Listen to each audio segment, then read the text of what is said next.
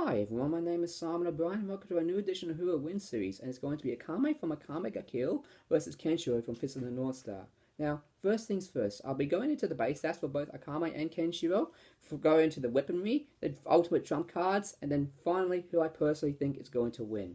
Now, with this fight, I'll also include Hokuto Shinken and the Murasame's stuff, because they will play a factor into the fight, and I also decided to split the outcome into two stages, so it'll make it like two different scenarios, and one of them is more likely to happen, so there's that. So anyways, without further ado, let's begin. So, for strength, Akame's strength is pretty good, although she isn't the strongest character in Akame Got Killed, although she does have a couple of strength feats that put her pretty high up there. She can parry attacks from Wave, who actually can crack Tatsumi's armor in the manga, and Tatsumi's armor no-sold an attack that basically destroyed a mountain plateau, and yeah, that's pretty impressive. Also, Kame can parry attacks from Esdeath, who can actually slice 3 danger beasts in seconds, and I'd say her strength level is a little bit lower than Esdeath's, although it's very close to that anyway, so there's that. So she can also break Imperial arms with efficient force with Murasame, so that is pretty impressive. Like she did with Zanku's claws, that's really awesome. She also has defeated a couple of characters using strength alone, like she twisted Ibara's neck around, really good. Yeah, Akame's pretty strong. Now, for Kenshiro, his strength is like saying pushing guys effortlessly and kicking them so far that they either go into great distances or they disappear from view, like Team Rocket style. Now, that is actually a very good strength feat, although that's not really his best feat, but he still does really well in strengths. He also can carry boulders over his head that weigh like 20 tons or even more. Yeah, that's a strong strength feat there for Kenshiro. It's also a big strength gap between Kenshiro and Akame, so yeah, there's that. He can also use a steel bar and whack a guy who was in the middle of a motorcycle and take him into space. It made a constellation. Yeah, Kenshiro's pretty strong at this point, eh?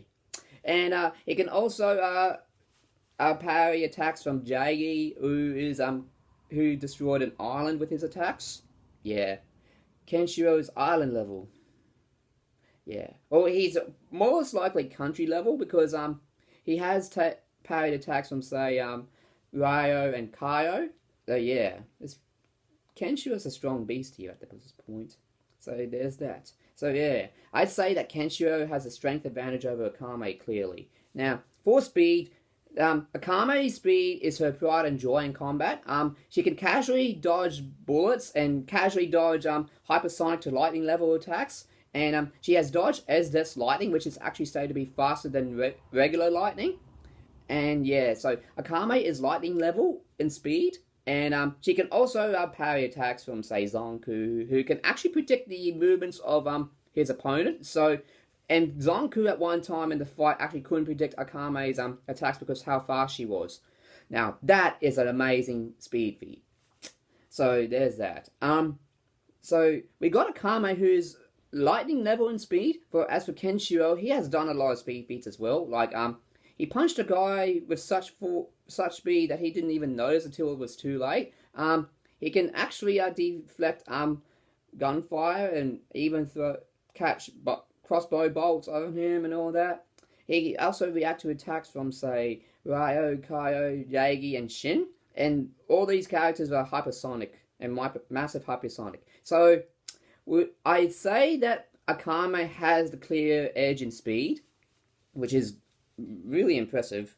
And yeah, so there's that. Then we go into durability. Now, Akame's durability is pretty good, although like her strength, she doesn't really have too many impressive durability feats until we get into a certain aspect here in the video. She has tanked an attack from Wave that sent her flying through trees, but she was severely injured at the time afterwards, but she still kept fighting, so her willpower is very good. That's what I like about Akame. So there's that. She got smacked in the head by Leone after comparing her weight size. That's pretty funny. She can also, she got kicked by Esdeath in midair in the final fight, and yeah, Esdeath's kicks can knock out brain matter, but Akame's brain matter wasn't split at all. So yeah, that's pretty impressive.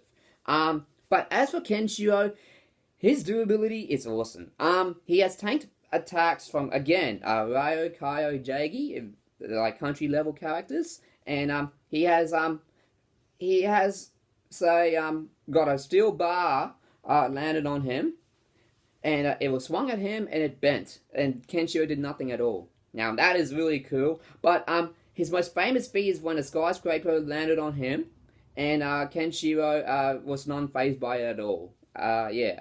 Now, the interesting thing about this feat is that it's stated by Death Bell to be over 1,000 tons, but it could be more than that because we had to include something like furniture, steel boxes, or concrete, and other stuff that was inside the tower, so it could be potentially 4,000 tons or 5,000 tons.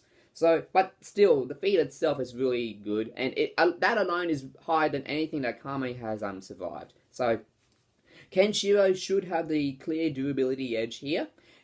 And so Kenshiro has 2 of the 3 stats in his favor, although Akame has the speed advantage, so it might not change the outcome of this fight though, because we're going to go into weaponry and ultimate techniques first. So there's that. So for weaponry, Akame uses the Murasame. I will be focused more on Murasame here because this is her most iconic weapon. What the Murasame does is like it's a legendary blade that if Akame gets a graze on her opponent with the Murasame, they will get a curse in their body and it will stop their heart in seconds. So all she has to do is like touch you with the blade or cut you with a small cut, and then you're basically dead. There is no real way to counter it unless you're Esdeath, when you have to amputate the body part that actually was where the blade was cut at, so you might prevent yourself from getting the curse flowing through your bloodstream. But other than that, there is no specific way to cure it at all. It's a very instant process. So yeah, this blade is very, very dangerous. So I wouldn't get cut by it if I were you. But then we go into Kenshiro's Hokuto Shinken, which is similar to the Murasame, except he uses his own body as his weapon. So yeah, with Hokuto Shinken, he targets the pressure points of his opponent, and what he does is that when he touches them, they explode and do other magical stuff. So yeah, Kenshiro's Hokuto Shinken is very dangerous. But it also has other bizarre feats, like it can let him teleport, erase memories, which is very useful here. It can also make a mute girl speak. That is really, really cool. But possibly the most bizarre thing about Kenshiro here is that Hokuto Shinken allows him to read an ancient language and translate it. Now, I don't know about you, but I want to ask you, can Kenshiro actually translate alien language with Hokuto Shinken? Because that is just very ridiculous here. Yeah, Kenshiro's a badass. So that is that. So yeah, you get the idea. With Kenshiro's Hokuto Shinken, he's very dangerous. He can also do the 100 crack fist. He can do like 50 to 100 punches per second, I believe, or even more. So yeah, Kenshiro's Hokuto Shinken is basically like saying martial artists that whenever he touches you, you're dead, really. And also other feats for Hokuto Shinken is like he can actually use 2 fingers on the forehead, and the skeleton of that victim actually escapes from their body. Yeah, that's pretty gruesome stuff, but it's really awesome stuff too. So there's that. Now let's go into ultimate techniques. Now, Akame has a trump card here called Little Warhorn, and what it does is that in order to use it, she has to cut herself with Murasame, resist the poison and the curse, and finally go into Little Warhorn state. Now, the manga and the anime have it in 2 different ways of how to use it, because Akame in the anime can just cut herself and allow her to feel all the guilt she has wrought on her victims during Little Warhorn state, where in the manga it is stated that Akame has to embrace her inner demons and discard of her humanity in order to use Little Warhorn to greater effect, making her more dangerous. So, either way, the effects are still the same. Akame gets a substantial stat boost in all stats, like strength, speed, and durability, especially speed. And yeah, this state is very powerful. But the weakness for this state is that it runs out in a short period of time, and it will leave Akame exhausted. So yeah, she has to kill her opponent very quickly during this state, otherwise she will be open to an attack that will possibly kill her, especially against someone like Kenshiro, whose ultimate techniques, I would say two of them.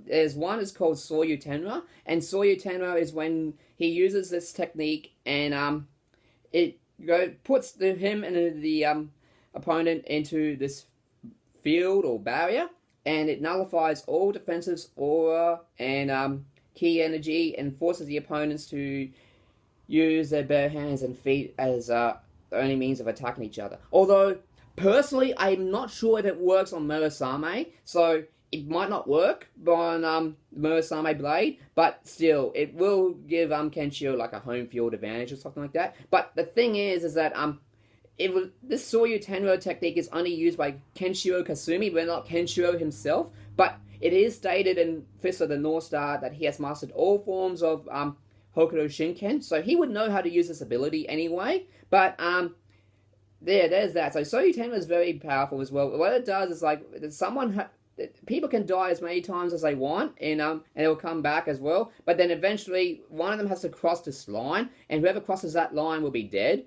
So permanently, and if anyone who actually died and crossed that line, they'll be erased from existence. So yeah, this technique is a very, very powerful technique. But Kenshiro's most iconic ultimate technique is the Muso Tensei. Now, this Muso Tensei is insane. What it does is allow Kenshiro to go into a state of nothingness after he has experienced true sadness and guilt, and it allows him to become intangible and impervious to attacks, and also commune with the fallen rivals that he has killed and all that, and learn their techniques and all. So yeah, this is a very, very OP ability. It's very powerful.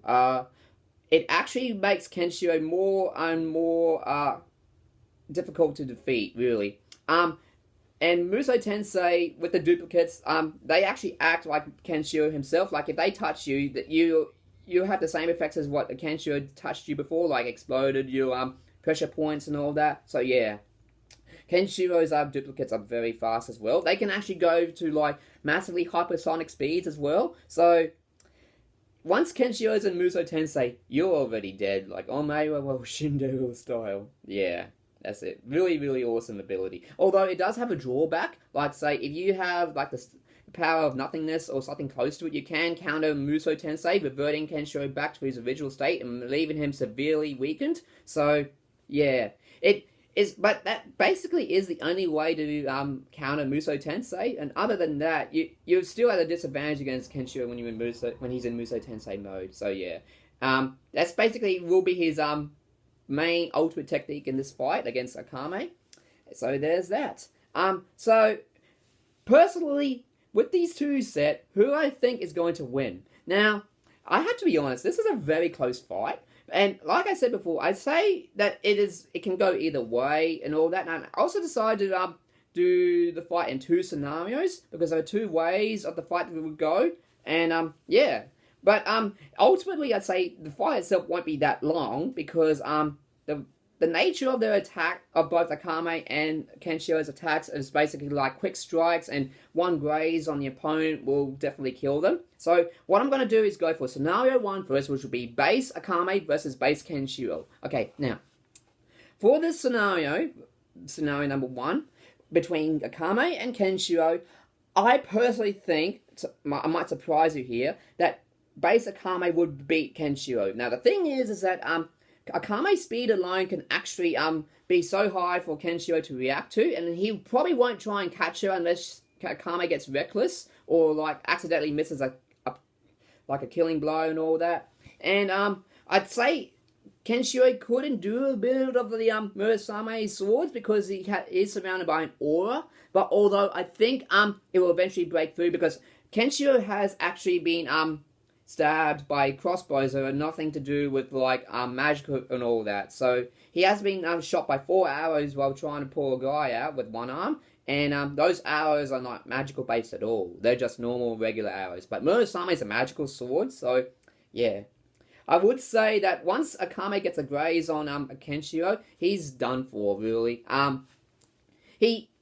He doesn't really have any counter to the curse, although it will say that he has resisted to paralytic gas and resisted to poisons, but I'd say that Murasame's effects are more magical than actual scientific, so I'd say that his resistance to poisons might not work with Murasame. So the winner of Scenario 1 is Akame, thanks to his speed and Murasame.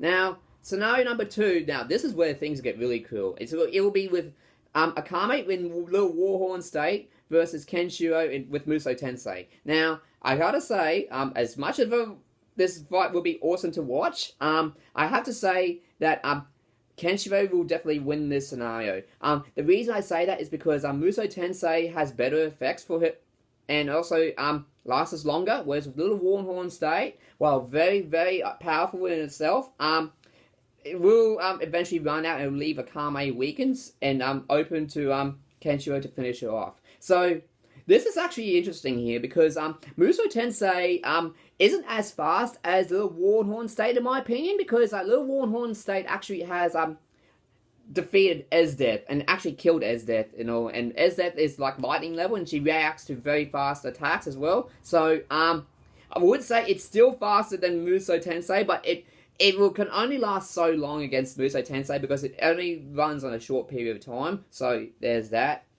So yeah, Muso Tensei also has impervious to attacks and all that, so I don't think the Murasame Blade will help Akame here against Muso Tensei. And if Kenshiro got knocked out by Akame during Muso Tensei form, his soul can still act as his avatar and keep fighting on. And I'd say the Murasame could harm the soul because although it doesn't affect undead minions like with say like one hit kills, it can still kill undead with like sword swings, but I'm not sure if Akame is able to or not able to harm Kenshiro's soul when he's with Muso Tensei. But still I'd say Muso Tensei is the better stay than Little Warhorn boost. So we have 2 scenarios with 1 win for each character, and this is what I like. But the only way for me to decide who will definitively win this fight is what is more likely going to happen, okay? Now, in my honest opinion, but in the most likely scenario, I think scenario 1 is more likely to happen because Akame and Kenshiro won't be starting to fight with their ultimate forms and all that, with Muso Tensei and Little Warhorn State. They'll be going into their base forms, but they'll have to gradually build it up in order to go to scenario 2. And unfortunately for Kenshiro, I think Akame actually has this in the bag due to his speed alone.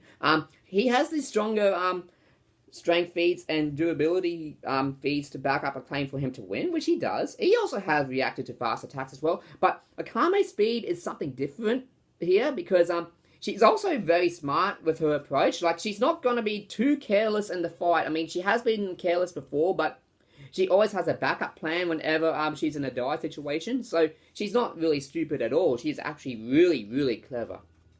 Sometimes she actually does tactics for her and Leone and Tatsumi and times, and during combat with the Jaegers and the Empire. So yeah, Akame is very tactical and analytical to her opponents, and her skill set allows her to target weak spots too. So she is very smart with what she can do. So can Kenshiro, although it's just that Kenshiro has to try and tag Akame first, and I'd say Akame will be dodging Kenshiro until she lands that lucky blow with Murasame after bypassing Kenshiro's aura, or it could actually not doesn't have to go through Kenshiro's aura anyway, because Kenshiro's body can still be stabbed and bled by normal weaponry like daggers and all that. So yeah. I gotta say though, this is a really awesome fight, and personally, in a very close fight, I'd say Akame will win this fight in about 51 to 49% in favor of Akame. Now, here's my devil's advocate. Kenshiro will definitely win this fight if he overpowers Akame and catches her off guard, which he can do in a couple of battles. And he also can use his ranged attacks that are actually. Oh yes, with range attacks, Kame doesn't really have any range attacks, but Kenshiro has plenty of them, like Ki Blasts, and he uses his aura to attack his opponent surrounding him without touching them. But yeah, that's basically it. Then here you can use range attacks, and he can use Muso Tensei later on, or at least in scenario 2. And yeah, that would basically seal the deal for Kenshiro, because Muso Tensei does last longer than Little Warhorn State. And yeah, and finally Kenshiro could say that Omae wa mo shinderu after the fight ends. As for Akame, she'll be saying like, the mission is now complete, let's be on our way. So yeah, so in my honest opinion, the winner is Akame. So thank you guys for watching this video. This is actually a very close fight, and I really enjoyed researching both Akame and Kenshiro, especially Kenshiro. He's one of my childhood favorite characters in anime, and yeah, I love Fist of the North Star, but I also love Akame Got Killed. I think I'd say between these two anime, I kind of prefer Akame Got Killed for its style, but I also prefer Fist of the North Star for its over-the-top moments, so it's kind of hand in hand here. So yeah, so there's that.